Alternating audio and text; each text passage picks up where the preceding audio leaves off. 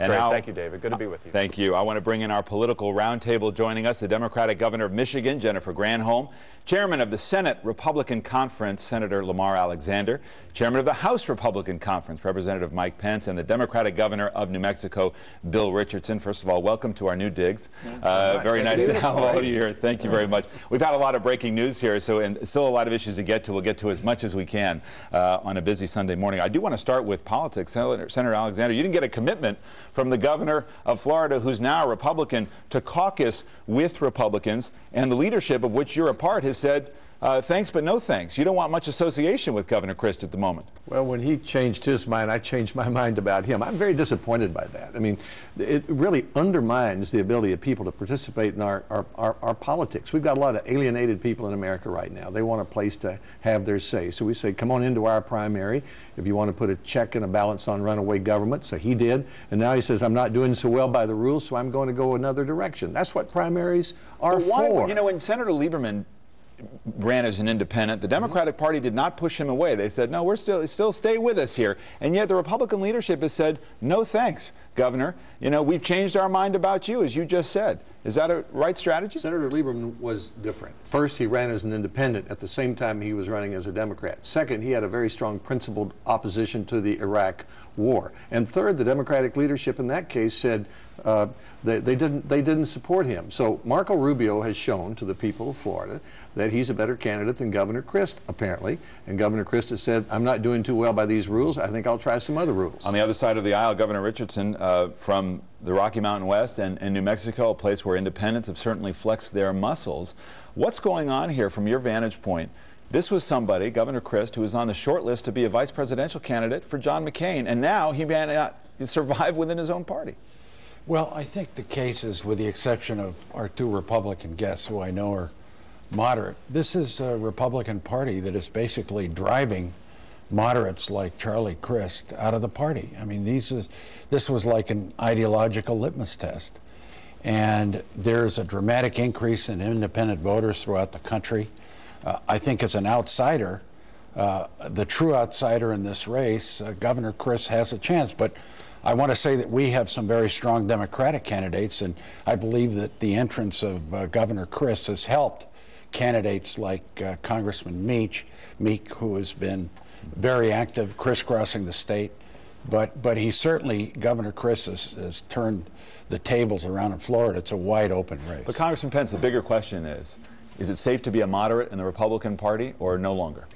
Well, David, I'm still trying to recover being called a moderate by Governor Richardson. Yeah. You know, I'm a conservative. Something tells me he didn't really mean that. Yeah, I was trying to be nice. Yeah, it was nice. I endorsed Marco Rubio in February. I think the real story here is that Marco Rubio won the primary early. I mean, he launched a campaign, a come-from-behind campaign that was really built on what is a broad American rejection of the borrowing, the spending, the bailouts, and the takeovers of this administration. It was really born of the famous hug that here, as Republicans were fighting against his support for the stimulus plan. Yeah, the so-called stimulus bill that has taken us from 7.5% unemployment to nearly 10% unemployment nationwide, worse in Michigan.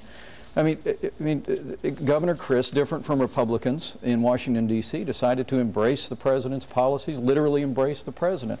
Marco Rubio courageously stepped forward. He gave Republican voters in Florida a choice for a principled conservative committed to fiscal responsibility and the principles of growth and conservative values, and he won that primary without anybody having to cast a vote. I want to move on. Governor Granholm, I want to talk about some of the other issues that we've been talking about this morning. This oil spill in the Gulf and questions of presidential leadership, the administration's role. You now have an oil spill, the dimensions of which are not exactly clear. What kind of job has the administration done here dealing with a private company in BP, assessing the magnitude of damage here, and then responding? Well, clearly, you had Janet Napolitano and Ken Salazar on this morning. They outlined the steps that the administration is taking. This is something I think that nobody could have anticipated or knew exactly what the scope was going to be. So they acted very swiftly to contain it. But I do think, to the bigger issue, and I'd be curious to know what this does in terms of the support for offshore drilling from the Republicans who are on the panel here. I mean, I think that, according to Governor Christ, we should pause on that, but it does speak to the need to have an energy plan and policy that gets us to being independent of foreign oil, but also we should be careful about what sources of fossil fuels we're going after. Senator and former Secretary of Energy is here as well, but Senator, this was the Tampa Tribune editorial on Monday on this point.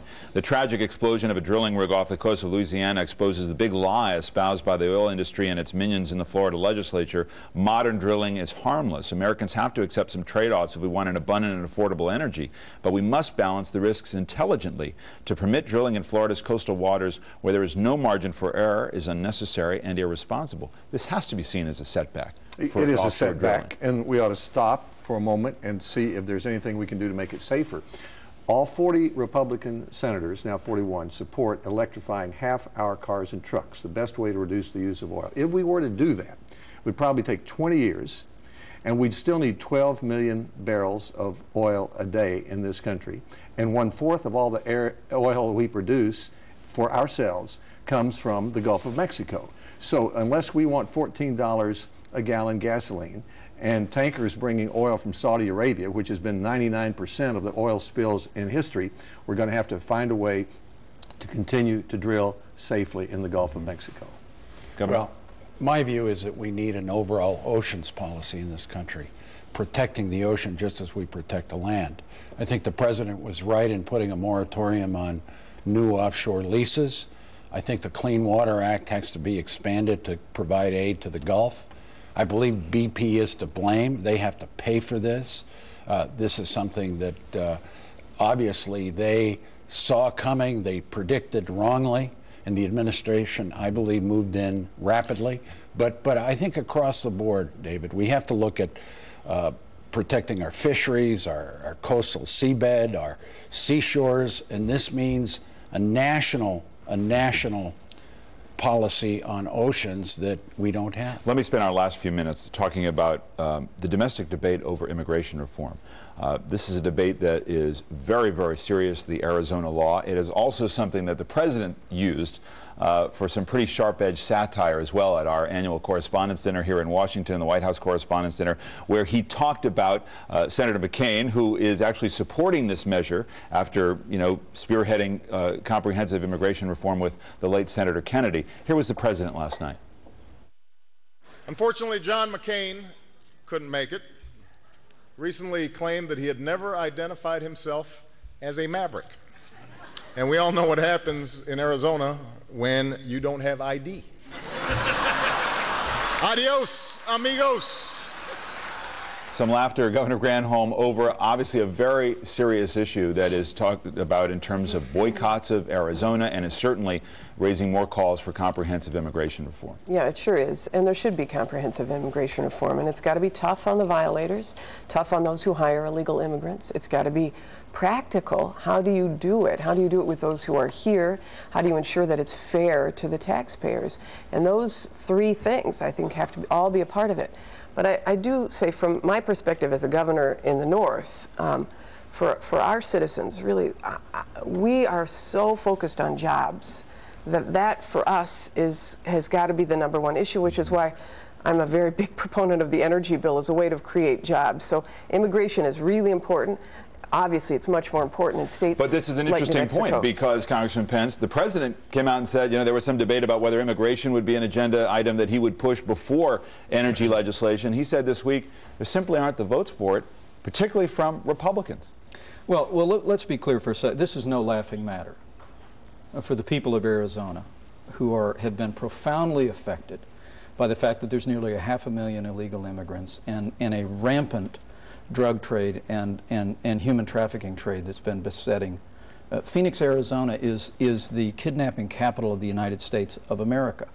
I don't know if this law is perfect, but I do know that it is wrong for officials in this government to throw stones at the people of Arizona as they're trying to reassert the rule of law in the wake of the fact that this administration and this Congress have been systematically cutting funding to border security since the Democrats took control. Of course, it was Republicans who blocked comprehensive immigration reform. Let's be clear about that. Well, let's focus on border security first, David. The bill called for that. The Bush bill called for more border security. Republicans were with him until they were against him on that. David, here's the that's number. The fact. Fiscal 2007, the last year Republicans wrote a budget, $1.2 billion for border security and fencing. By 2010, that was cut to $800 billion.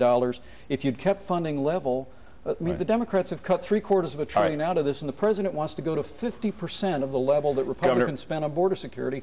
We have got to take border security serious. We can't blame Arizonans for trying to reaffirm the rule of law. Final thought on this. This law in Arizona is terrible. What the administration needs to do is challenge it because it's unconstitutional. Immigration is a federal matter. 100,000 demonstrators were out on the streets yesterday against this law around this country, dwarfing the Tea Party demonstrations. There's going to be an anti-immigration hysteria creeping up, and the Congress needs to act. President Bush deserves credit for trying to move an immigration bill. President Obama's on the right path, asking for a bill that says an earned legalization. Those that have to pay back taxes, learn English, get to the back of the line, pay a fine. More border security, I agree with the congressman. But I think the congressman and many Republicans, all they want to do is more border security. Yeah, we need it. I'm on the border too. We need more technology. We need more border patrol. We need the National Guard. But you have to do it simultaneously as an earned legalization plan. Senator, can you get comprehensive immigration reform passed this year? You're part of the leadership on the Republican side. Well, the difference is right here. We need to secure, instead of joking about the Arizona situation and suing Arizona, the president ought to work with the governor and secure the border. That's his job. He's the commander-in-chief. It's a federal responsibility. When the border's secure, then we can deal with people illegally here and how they become citizens or not. We're going to make that the last word. Thank you all very much. A special programming note, stay with NBC News for continuing coverage of that oil spill in the Gulf, including a special edition of Nightly News with Brian Williams, broadcasting live from New Orleans Monday evening. We'll be back right after this brief station break with a special look back at our set for the past 62 years.